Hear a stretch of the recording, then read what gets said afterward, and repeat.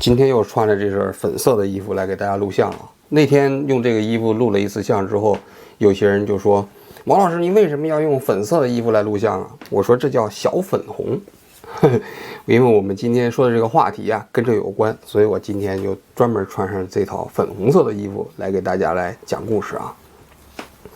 今天要讲这个故事呢，是朝鲜的一段宣传片啊，在中国微博被封杀的故事。就前一段时间呢，这个朝鲜呀，大家都知道，这个防疫破防了。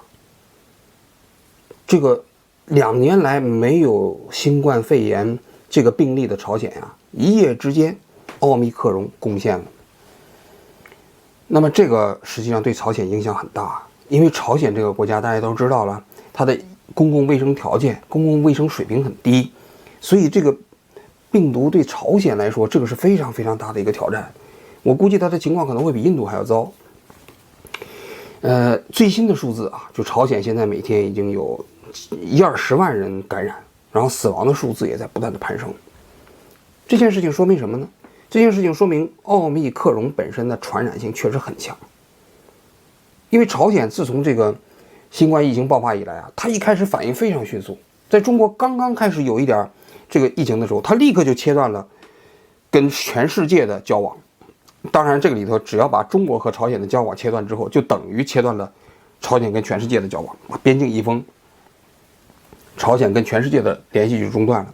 所以在前2年你会发现，朝鲜实际上没有受太大的影响，没有疫情嘛，因为它这个跟全世界都切断了嘛，那你这病毒自然也传不过去了。但是奥密克戎不一样了，奥密克戎的传染性太强了，没有症状，对不对？然后我原先讲过，传染的这个所说速率啊、倍率啊，是上一代德尔塔病毒的提高10倍以上。所以呢，朝鲜在这种情况下中招了。当然现在他们也找不出来是什么原因中招啊。总而言之，现在奥密克戎在朝鲜范围内开始传播。就是在这种情况下，朝鲜做了一个宣传片，叫正确认识奥密克戎，知道吧？这个宣传片里头呢，讲了几个意思啊。一个意思呢，就是说这个病毒啊，有可能是南朝鲜搞出来的。那南朝鲜搞出来要害我们北方的社会主义祖国，这帝国主义、资本主义，亡我之心不死。第二个呢，就是说这个奥密克戎不可怕，你就是感染了，也就是90%的人都是轻症或者没有症状，所以大家不必紧张，隔离，家里休息，吃点退烧药就过去了，就是这么一个内容。而且他还讲到了，就是说其实你要想彻底消灭它是不太可能的。这个宣传片就被好事者翻译成了中文，放到了微博上。结果在微博上底下的评论就热闹了，是不是？有些人就说，连朝鲜都认识到了清零不可能，看到了吗？对吧？可见共存派，可见清零派，是吧？这个彻底没有出路了。还有说，你以后别再嘲笑朝鲜了，朝鲜现在在邪路上越走越远呢。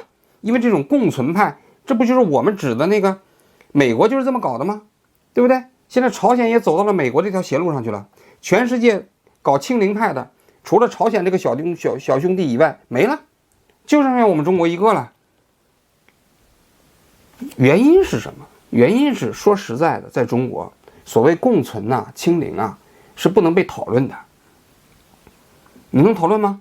共存好还是清零好？你现在谁敢在微博上讨论？你说共存比清零好，你的号就没了。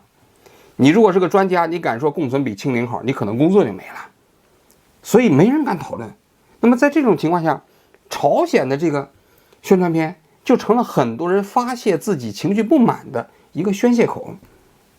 所以他迅速的冲上了微博的热搜，然后紧接着微博就处理了，把它从热搜撤下来，再然后把这个宣传片删掉了。这看起来非常荒诞，是不是？特别有意思的一件事情，是吧？哎呀，这个新闻就是我想说什么呢？我想说几个意思啊。当然，第一个意思，我是觉得中国的现在这个清零啊，这种方式啊，确确实实这条路越走越窄，全世界都放弃了，包括朝鲜这样的国家都放弃了。当然了啊，朝鲜放弃，它可能更多的原因是出于迫不得已，这个咱们也要客观评价。因为朝鲜的所谓的共存跟美国和英国的共存是有区别的。因为美国和英国的共存是什么？首先是有疫苗，有效的疫苗，再加上有效的药物。那么在这两者的情况下，它可以把这个所谓奥密克戎变形株的这个新冠这个疫情啊，死亡率降低到普通流感水平。那么在这种情况下共存，大家就都能接受，社会上也能接受。不信你看现在美国包括英国现在已经完全放弃了，那么它也没有出现医疗挤兑，也没有出现大规模的人死亡现象，所以在这种情况下放开完全有道理。但是朝鲜不同啊，朝鲜的放开是因为什么？它没药啊，它也没有疫苗啊，对不对？当时我估计世卫组织给他捐了一点疫苗，一开始捐的科兴疫苗他还不要。你说说这个国家是不中国对他那么好，是不是？捐的科兴疫苗他竟然不要，这啥意思啊？是不是？是想跟国际上说科兴疫苗没用呗，信不过我们科兴疫苗呗？但是后来世卫组织给了他一些其他的疫苗，可能我估计有辉瑞、莫德纳，但我没看啊，因为这个美国这个疫苗全球援助计划是包括所有的国家的，朝鲜也能拿得到，但是我估计能拿到这个疫苗的朝鲜，肯定也一般的老百姓也打不到，就是那些特权阶层能打到。对于一般老百姓来说，朝鲜显然没有建立起来疫苗屏障，就更不用说药了，对不对？那么朝鲜的所谓的共存呢，一定是在这个病毒的自然死亡率的基础上进行的共存，就是这么残酷。就是说它可能还是比一般的流感死亡率要高得多，可能高10倍、高20倍都有可能。那么就看你命了，你死了，你赶上你死了，你就完了，你就为国牺牲了。你没死，你有了所谓的免疫屏障，你就不会传染了。就跟我们100年前再有这种疫病的大流行是一样的，跟那印度也差不多。印度一开始也是不管了，对吧？结果你就感染了，你死了，你就骨头拉到横膈边上一烧，没死的你就有了这个免疫屏障，你就不怕传染了。那这对于很多不发达国家就是这样的嘛。所以朝鲜的所谓的共存，其实跟美国的是不一样的。但是中国现在具不具备像美国那样的共存呢？我个人认为是具备的。比如说我们进口这个辉瑞疫苗，在进口所谓的进口药物，能不能解决问题？美国有现成的成功的例子吗？你只要把所谓的死亡率降低到普通流感水平，我们中国每年也有流感啊，我们也没有封城啊，我们也没有隔离啊，大家不是好好生活的吗？那么为什么这个病它的死亡率只有普通流感水平，我们就要封城隔离呢？就要每个人背个健康码呢？对不对？那就说明其实我们没有把这当做普通的这个流感处理嘛。那也是因为当然我们并没有进口国外的有效药物和有效疫苗嘛。那么朝鲜这么做，从某种角度来讲，构成了对中国防疫政策的一个讽刺。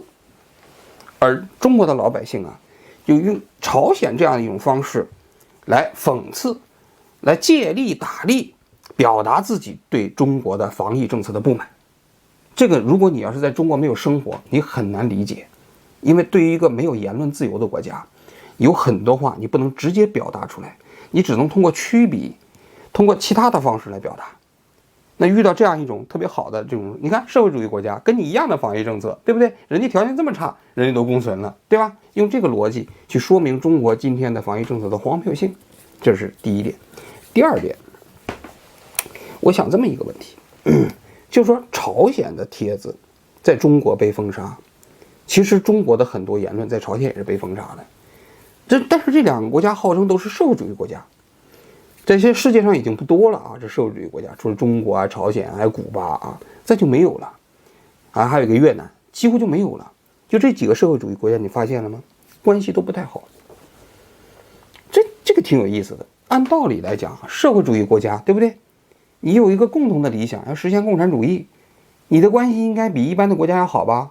过去我们叫同志加兄弟，对不对？我们跟越南之间，跟朝鲜之间，但是后来几乎都反目了。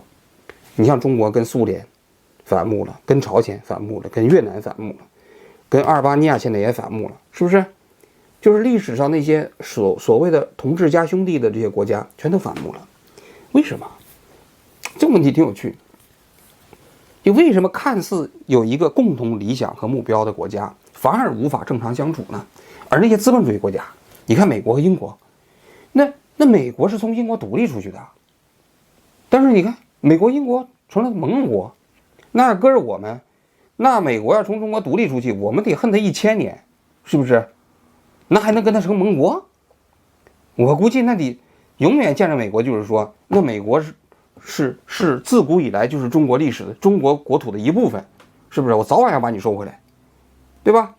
我们中国是这种心态，但是你想想，美国和英国独立出去打仗打的，还不是和平的，独立战争打起来的，独立了，你看国家挺好的，二战之间就是盟国，现在关系也非常融洽，也非常好，对不对？还有很多资本主义国家，对不对？欧洲的欧盟。这些资本主义国家都快变成一个国家了。历史上世仇的那些法国和德国，现在都连边界都没有了。为什么？在我们看来，那些万恶的资本主义国家，他们之间关系处理的还挺好。为什么社会主义国家之间反而特别容易反目呢？我的理解啊，就是宣扬有绝对真理的这个组织是最难共处的。就是他认为他掌握了绝对的真理，你去观察所有的这些社会主义国家都一样，他们都认为自己绝对正确，不容置疑。中国一样吧，朝鲜更是如此了，主体思想放光芒，谁敢质疑金正恩、金正日，还有他爷爷金日成，谁敢呢？是吧？直接弄到劳改营里去了，对吧？那就是说他在他那个论述体系里头，他们这些所谓正确的这个意识形态是不允许挑战的。别说挑战了，质疑更不允许，质疑都不允许。别说质疑了，不接受都不允许。别说不接受了，接受的慢一点可能都是罪过。就是这样一个思想体系和社会结构。那么在这种情况下，国与国之间的交往啊，又必定会存在一些利益冲突，这是显而易见的，对不对？中国和苏联当时最好的时候没有利益冲突吗？显然有啊，对不对？苏联想占着中国的中东铁路，想租借我们中国的大连港、旅顺港，对不对？那中国呢也有自己的想法呀，是吧？想从苏联拿原子弹技术，让他们帮我们武装自己的军队，双方都有各自的利益，这一点很正常。但是当因为利益最后有摩擦和冲突的时候，它非常容易上升到那种所谓的绝对的意识形态层面。所以你看中苏之间发生矛盾的时候，那惊天地泣鬼神呐！中国就是9评，人民日报发表9评文章，毛主席说了1万年太久。当时那个苏联那个总理从落地到北京机场跟周恩来谈判的时候，就希望改善中苏关系，对不对？结果呢，毛主席听到这句话以后说，中苏之间原本要争论1万年，看到他主动来到份上，我们减1000年，还要争论9000年。你想想，这种是不是它不太像是一个正常国家基于正常利益考量的一个正常的外交行为，更像是什么？斗气，更像是什么？所谓的意气之争。这个在社会主义国家更容易出现，在资本主义国家反而不容易出现，就是因为他认为他自己的正确是绝对不允许挑战的。但是呢，问题是每一个国家都有这样的一个太阳，苏联有斯大林，中国有毛泽东，朝鲜有金日成，对吧？那罗马尼亚有齐奥塞斯库，那个阿尔巴尼亚有那个是霍查，古巴有那个卡斯特罗。每一个国家里面，这些人都权威都不能被挑战。但是这些绝对的权威之间呢，又非常容易发生冲突。一旦冲突之后，就是火星撞地球嘛，不可调和。因为一旦是简单的利益冲突，我们通过谈判呀、妥协呀、协商啊，总能找到方案。大多数情况下是能够找到方案的。但是，一旦变成了绝对权威之间的对抗的时候，你会发现你是找不到解决答案的，找不到解决的路径的。这也是很多社会主义国家之间走上绝对对抗的一个非常重要的原因。你看，中国跟苏联打过，是吧？社会主义国家跟越南打过，跟朝鲜没打，反正其实也差不多。你认为中国今天跟朝鲜之间的关系还是同志加兄弟吗？显然不是了。中国只是利用它，只是利用朝鲜，朝鲜变成了中国跟西方之间的一个战略缓冲区，因为它的存在可以让美国的势力不至于推进到鸭绿江，就是这个目的嘛。除此之外还有什么功能吗？没有了。所以我们并不是基于支持朝鲜的所谓的那一套社会主义理论，而是基于我们中国的所谓的战略需要，才扶持它，让它不至于垮台。当然，如果没有中国的支持，朝鲜早就完蛋了，对吧？